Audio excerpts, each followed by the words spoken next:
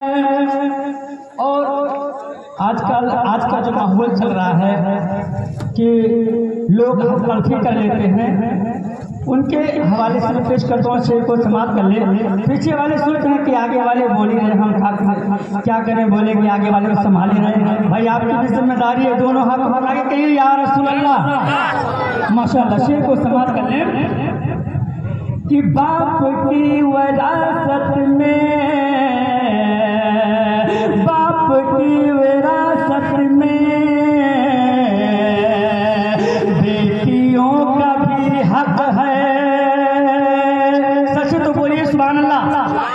باپ کی وراثت میں آؤ پیارے ہنر آزمائے، تم تیر آزماؤ ہم جگر آزمائے۔ سبحان اللہ، ماشاءاللہ۔ اگر پتھر اٹھانے سے کامیابی ملتی تو مکہ والے کامیاب ہو جاتے۔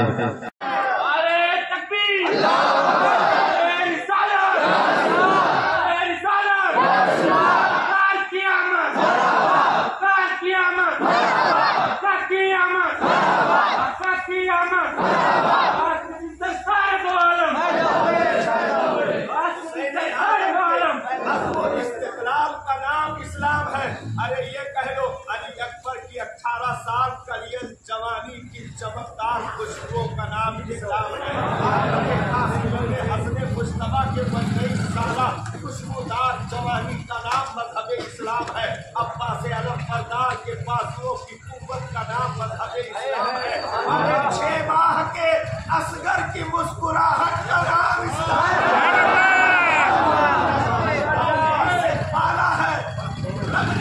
پالا ہے، اسے کوئی دنیا کی طاقت نظر نہیں لگا سکتی ہے، کیونکہ مصطفیٰ جانے رحمت کے طائف کے 3 کلومیٹر دور تک پتھروں کی بارش سہ کر کے اور اپنے سر کو جھکا کر استقامت کے ساتھ چلنے والی اداؤں کا نام مذہب اسلام ہے۔ جس نے خلاف کعبہ کی آبرو کو بچائی اسے اسلام کہتے ہیں۔ جس نے مومنین انسانوں کی جماعت سے نکال کر ایمان دیا، تقویٰ دیا، طہارت دیا اور انہیں معرفت رحمان دیا، نبی کی سیرت عطا کی، اتنے سارے خزانوں کا جس نے مالک بنایا ہو اسے مذہب اسلام کہتے ہیں۔ ارے یہ کہہ لو کہ بغداد کی اٹھنے والی آواز عبد القادر جیلانی کے کرامت بھری صداؤں کو اسلام کہتے ہیں۔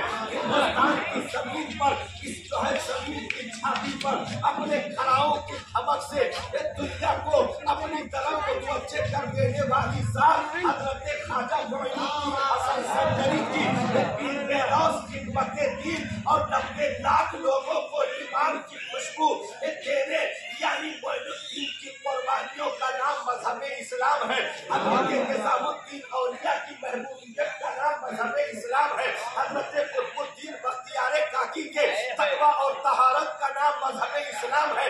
فرید الدین گنج شکر کے استقامت کا نام مذہب اسلام ہے۔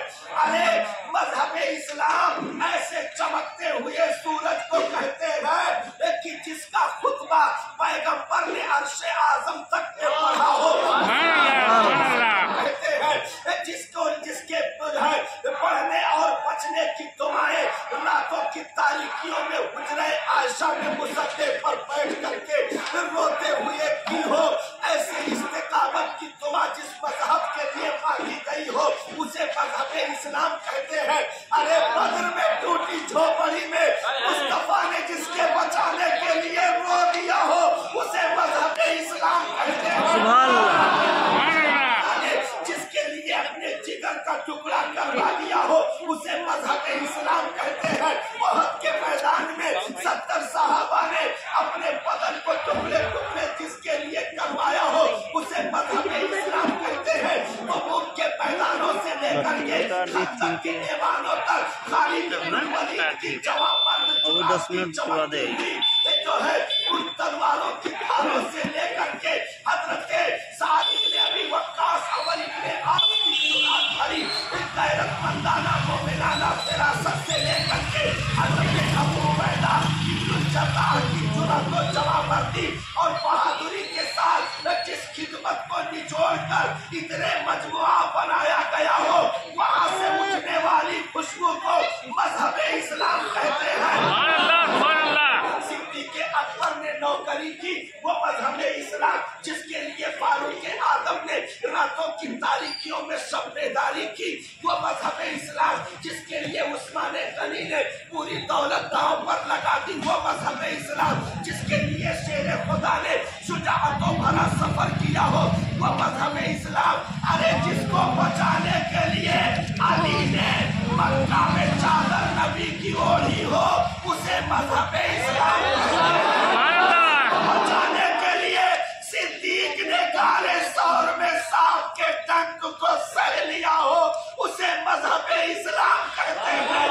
مصطفیٰ کی اداؤں کا نام اسلام ہے، نبی کی مسکراہٹوں کا نام اسلام ہے، نبی کے عشق میں تڑپنے والے صدائے بلالی سے اٹھنے والی دھمک کو مذہب اسلام کہتے ہیں۔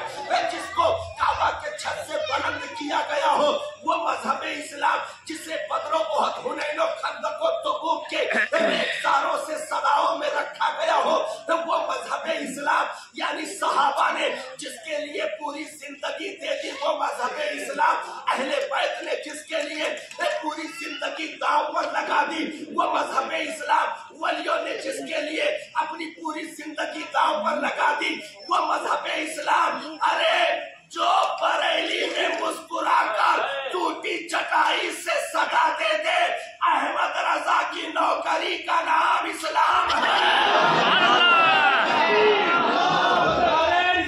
یا رسول اللہ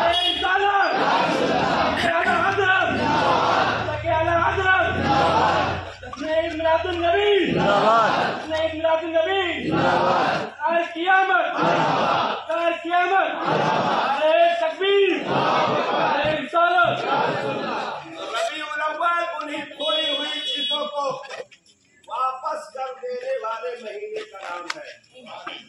جو کون سے چیزیں ڈیلیٹ ہوتی جائے ہوا بساتے زمانہ کے تحت، کیونکہ یاد رکھیں اگر دنیا میں دین کے لیے کام علماء کر رہے ہیں، بے دینی کے لیے 99% روحیں کام کر رہی ہیں، اس کو بھی یاد رکھیں۔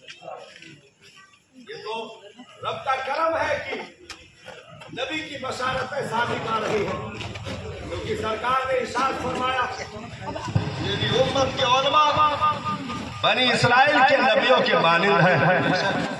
نبی نے ارشاد فرمایا علماء امتی، میری امت کے علماء ممبر شریف کا جلوہ افروز تھے۔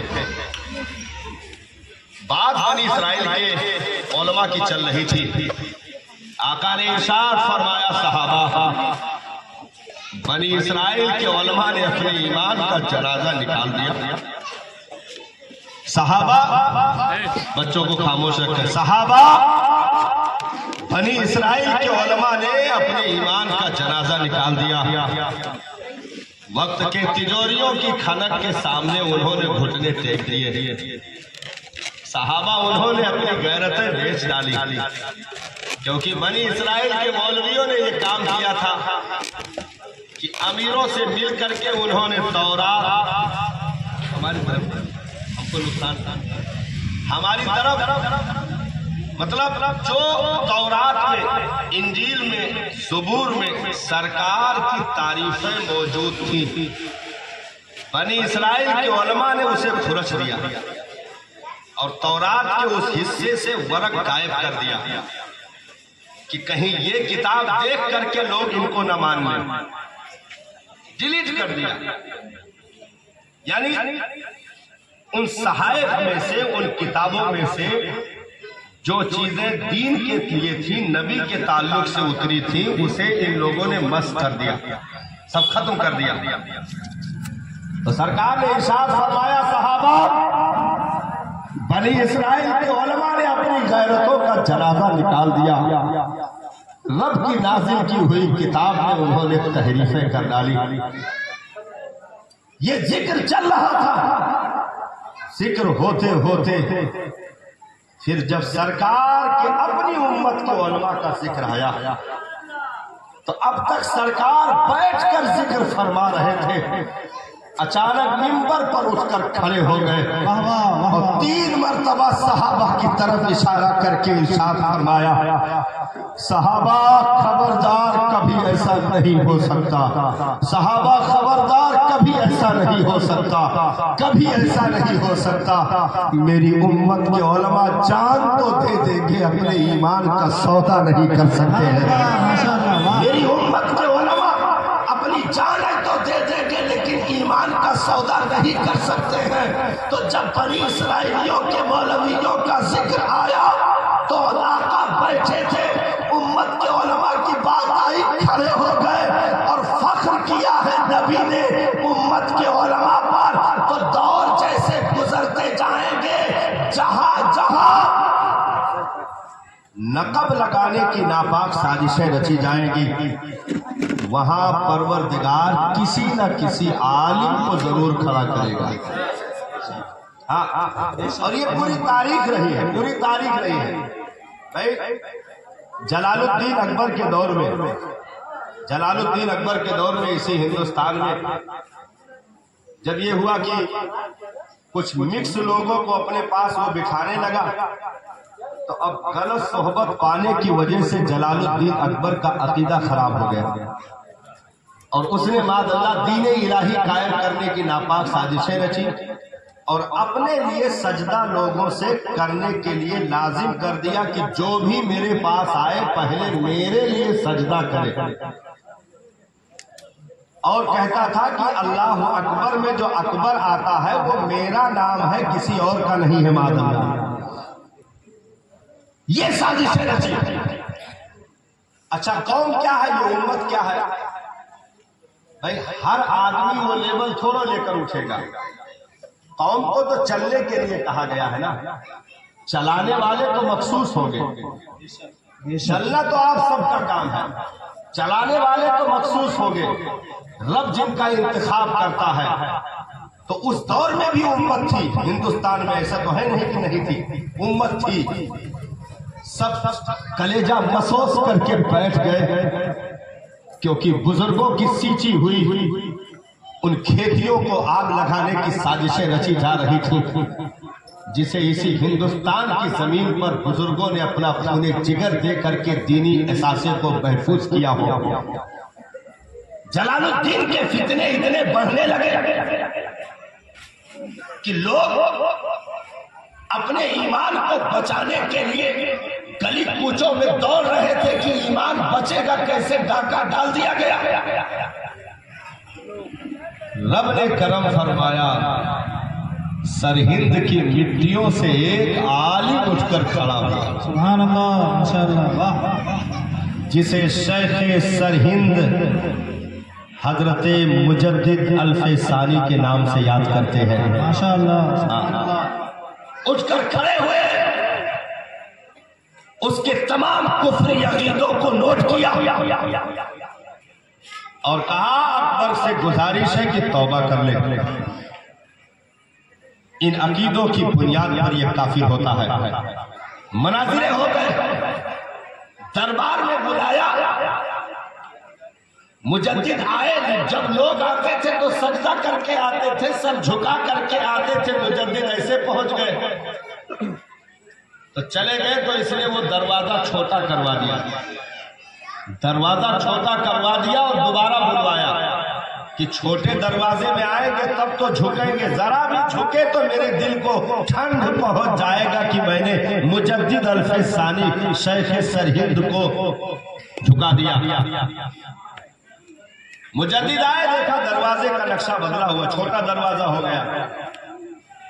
مجدد سمجھ گئے یہ اس خبیث کی چال ہے، آپ نے سر پہلے داخل نہیں کیا، بلکہ اسی ہندوستان میں اکبر کے دربار میں جب مجدد ایک عالم ربانی علماء اہل سنت کے سرخیلوں میں جس عظیم ہستی کا نام آتا ہے، جس نے دین کو زندہ کیا تھا اس دور میں، تو جب آئے دیکھا دروازہ سازشیں سمجھ گئے، آپ نے اس چھوٹے دروازے میں پہلے پیر داخل کیا، پھر دوسرا پیر داخل کیا اور یوں جھک کر کے مطلب پیچھے کے بل جھک کر کے دروازے میں داخل ہو گئے.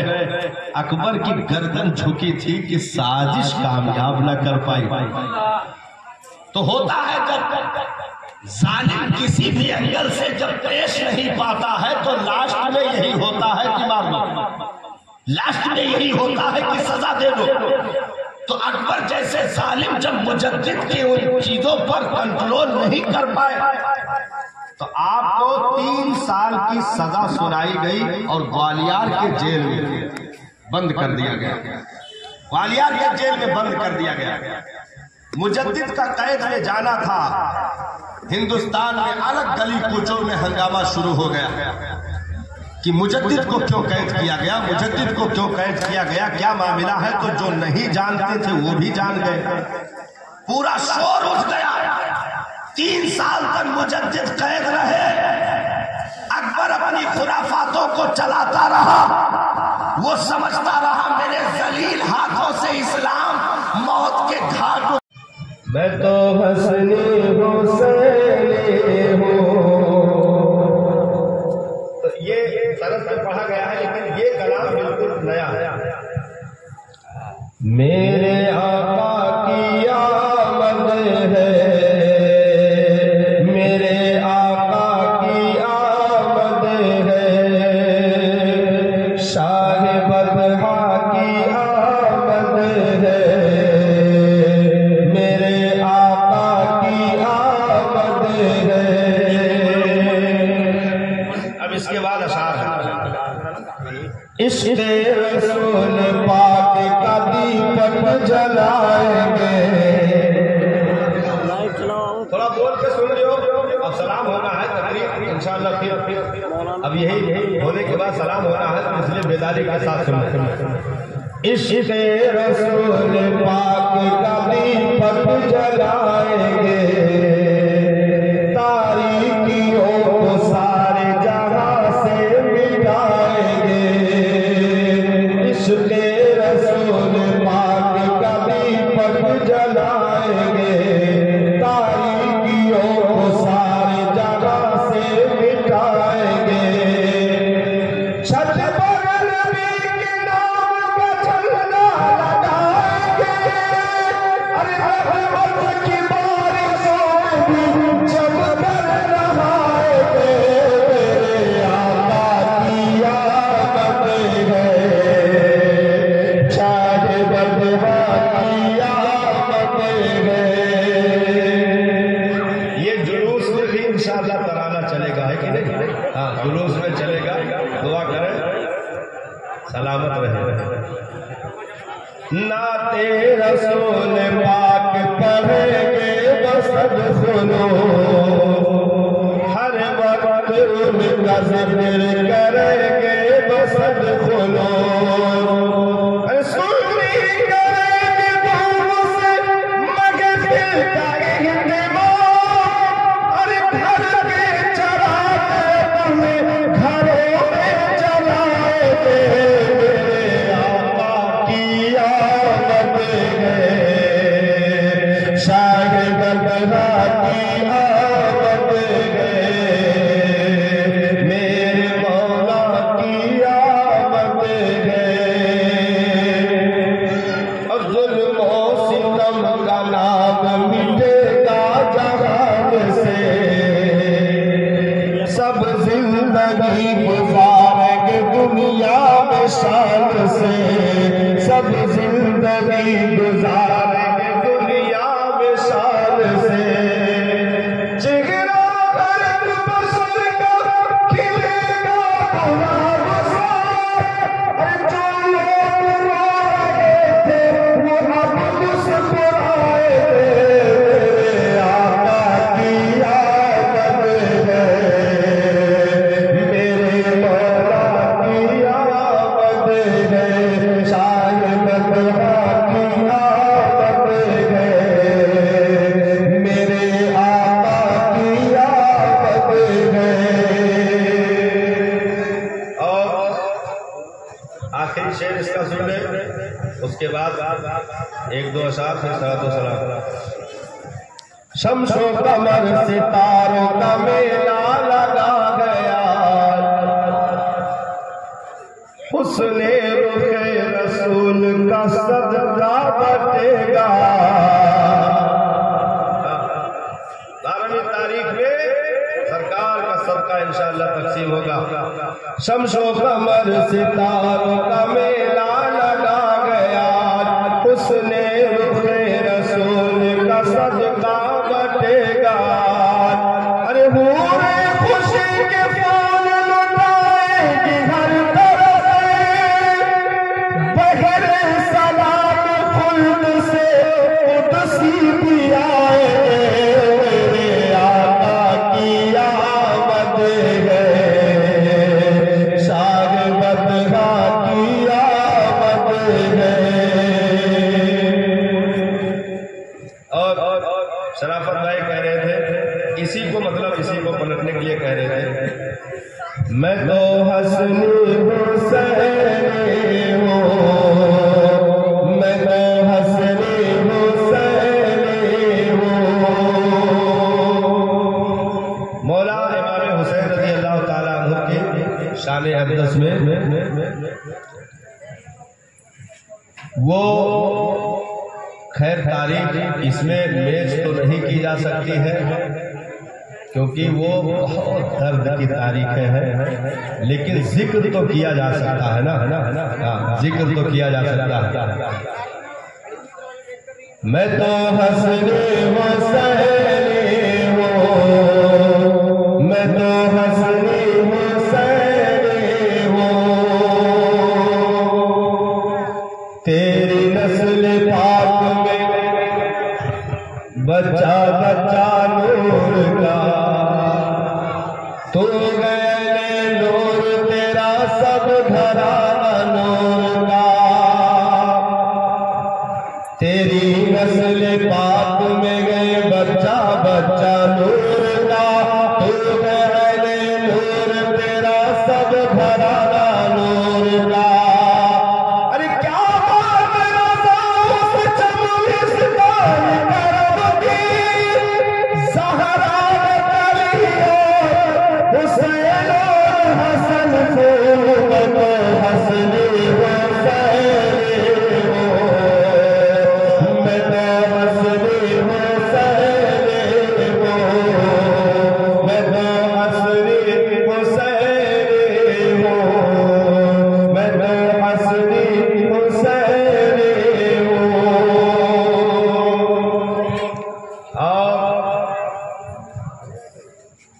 ورد زبا ملنگ کے نعرہ علی کا ہے، سرتاج اولیاء ہے یہ رتبہ علی کا ہے. ورد زبا ملنگ کے نعرہ علی کا ہے، سرتاج اولیاء ہے یہ رتبہ علی کا ہے. ارے ولیوں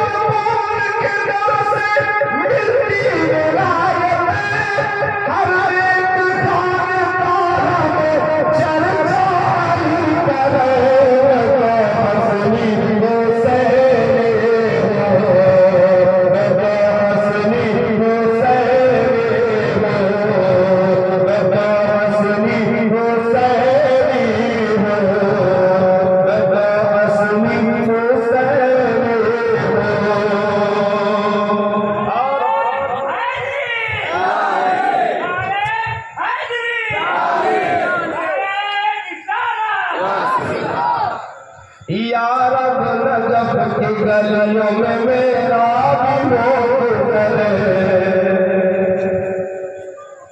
یوں التجا گزار یہ مغنا علی کا ہے.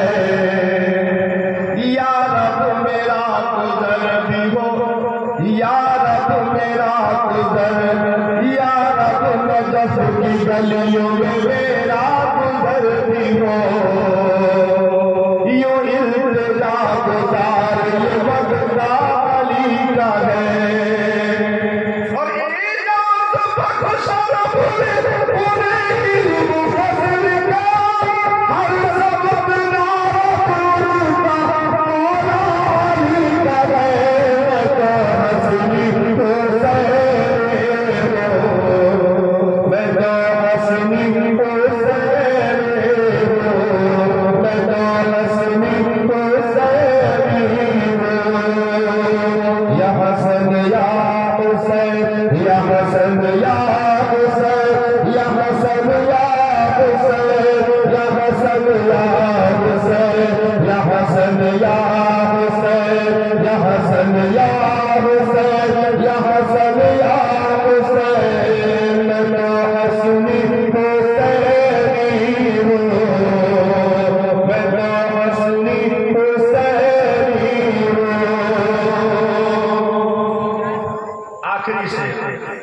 آخری شعر انشاءاللہ آخری شعر صدقہ مدینے والے کا سب لوٹنے چلو،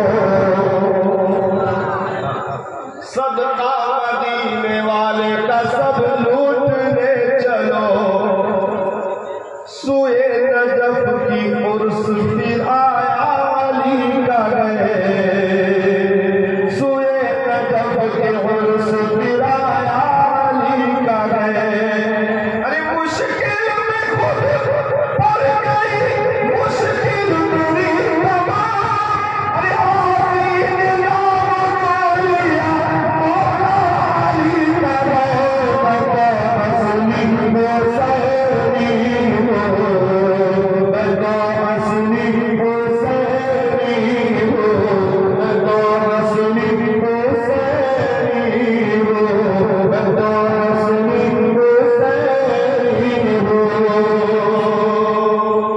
اور انشاءاللہ آپ 2 تاریخ کو ضرور شرکت فرمائیں، اور انشاءاللہ حدیث نور انشاءاللہ وہاں آپ کو سماعت کرنی ہے۔ حدیث نور میرے سرکار کا نور، اور پھر اس سے کائنات کیسے بنی، یہ انشاءاللہ حدیث نور میں پوری ترتیب آپ کی قرب خاص میں کتنے ہزار سال تک میرے آقا کا نور تھا، رب کے قرب میں کتنے ہزار سال تک نبی کا نور قیام کیا، یہ ساری تفصیل انشاءاللہ آپ حدیث نور میں سماعت کریں گے۔